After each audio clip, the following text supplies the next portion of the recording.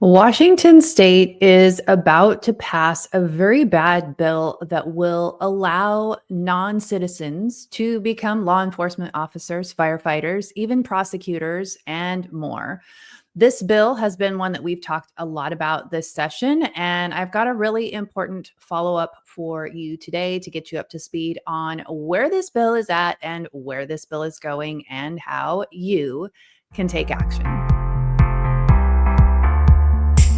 Hey, everybody, I'm Julie Barrett, founder of Conservative Ladies of America. And today we are talking about Senate Bill 5068. Once again, this bill was pre filed back in December, and our team has been getting into it since the day that it dropped. We did a video on 5068 and another bill, 5022. They were very similar, and 5068 turns out to be the one that they wanted to move forward this session. This bill is another police bill sponsored by Senator John Lovick, who is out of the 44th legislative district in Snohomish County. He actually was my senator when I lived in Washington state, and he is a former law enforcement officer. I think he might have been like a police chief or maybe even a sheriff. He is known for putting forward bad police policies. This bill has already passed through the Senate with unanimous support. And if you are a frequent watcher of the channel, you have probably heard me talk about it before. Every single Republican voted yes on Senate Bill 5068. Now, it was originally passed out of committee back in January. It went through the Senate Law and Justice Committee. That was where it first began. It was on our week 2 call to action. Every week of the legislative session, we send out a weekly call to action with several bills that citizens can sign in on, weigh their pro or con, and even sign up to testify on the bill. And so this was on our week 2 list. As you can see here, it was the second bill on our list, and those who take our calls to action did a great job of weighing in on this bill. There were actually 868 Washington citizens who signed in con opposing this bill when it went through the Law and Justice Committee. Only 7 people signed in support of this bill, and yet the Republicans on the Law and Justice Committee voted unanimously in committee to vote it out of committee. And so it makes you wonder, what's the point in registering your position on these bills if even the Republicans aren't going to pay attention to what the citizens say? Now, it's easy to think, well, maybe they just didn't know how bad this bill was, especially the senators that aren't in that committee that voted for this bill on the floor. Maybe they were misinformed. It's easy to think that. But the people that were in the committee should have judged by the numbers, and all the committee members have access to those numbers. So seeing an overwhelming amount of opposition to a bill like this would have given them pause to look deeper, figure out why this is not a good policy. It makes you think that they support this policy. Now, last year in the 2024 session, the legislature passed Senate Bill 6157. This bill allowed DACA recipients to become law enforcement officers. This bill was also passed through the Senate and again through the House with overwhelming support from Republicans. It wasn't completely unanimous. There was one no the first time this went through the Senate. When it went through the House, there were 11 Republicans, 11 out of 39 Republicans who voted against 6157 last year. And then when it went back to the Senate for reconciliation, it was passed with unanimous support. All 49 senators voted to pass 6157 last year. So you would think, considering that there was a lot of citizen outrage once this bill passed and was signed into law and everybody found out about it, you would think when 5068 came through this session, they would have been ready for it. They would have been opposed to it. And especially given that citizens signed into it, it seems like it was a no-brainer to oppose such a bill.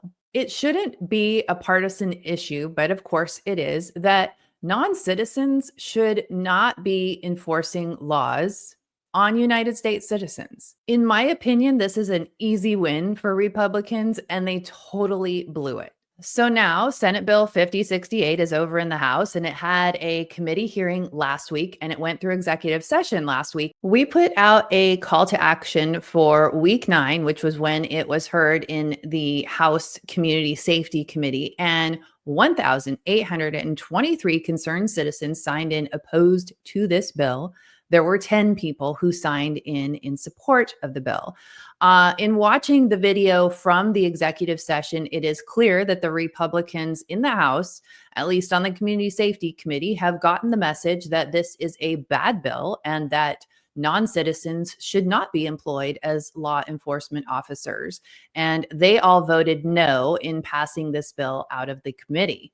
Now, one of the things that was interesting is the amendment that was added to this bill in the House Community Safety Committee. So I want to catch you up to speed and show you this amendment and talk to you about it a little bit, because one of the biggest issues that citizens have voiced is, how can non citizens be law enforcement officers if they can't legally carry a firearm? The effect of the amendment that was added to Senate Bill 5068 provides that law enforcement agencies are not liable for a claim of employment discrimination under Washington law or other applicable law if an applicant is rejected based on a determination that the applicant's legal authorization to work in the United States under federal law is limited in a manner to make employment impracticable. Now, what they said in committee was that this piece of it is for like people who have work visas to come over and work in the tech industry. That wouldn't be applicable to law enforcement. So there wouldn't be a liability on a department that chose not to hire somebody because their work visa was specific to a different industry that doesn't relate to law enforcement. The amendment also provides that the Criminal Justice Training Commission may not deny or revoke officer certification of an applicant or officer if the person is prohibited from possessing a weapon under federal law and the prohibition is based solely on the person's immigration status, and the person could otherwise lawfully possess weapons in their capacity as a peace officer or corrections officer under federal law after being hired as a peace or corrections officer. Now, there is an exception in federal law that does allow for people who are not citizens to be able to carry a firearm if it is from a state authority. So it's kind of a gray area, but this is where Washington is making sure that they can sort of tweak and maybe bend the law a little bit to ensure that non-citizens would be able to carry a firearm while on duty. Now, this doesn't change the fact that in their personal capacity, they would not be able to own or carry firearms. So we have non citizens enforcing laws on citizens who cannot, in their personal capacity, own or possess firearms.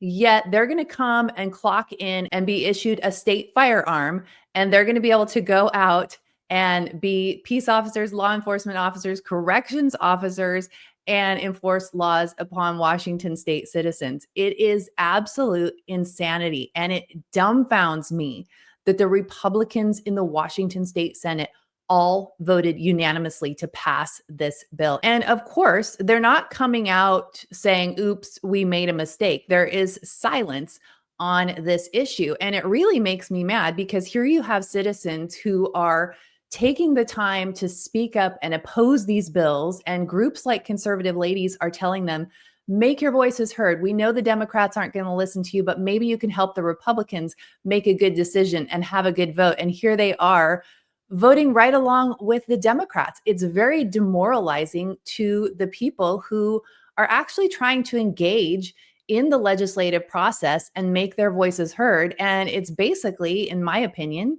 it's a middle finger by the Republicans to the people of Washington who have taken the time to sign in. And on this last public hearing, it was over 1,800 people. Now, I want to back up just for a minute and show you a clause in last year's Senate Bill 6157 that allowed DACA recipients to become law enforcement officers as it pertains to firearms. So, as you can see here, there's a new section added to this revised Code of Washington 10.93 that states a peace officer as defined in the RCW or corrections officer as defined in the RCW employed by a general authority Washington law enforcement agency or a limited authority Washington law enforcement agency, as those terms are defined in RCW 10.93.020, shall have the authority to possess and carry firearms subject to the written firearms policy created by the agency employing the peace officer or corrections officer. Part 2 says a law enforcement agency that employs a person who is a lawful permanent resident as defined in the RCW or a person who is a deferred action for childhood arrivals recipient shall ensure that it has a written firearms policy authorizing the possession and carry of firearms by persons employed by that agency as a peace officer as defined in the RCW or a corrections officer as defined in the RCW.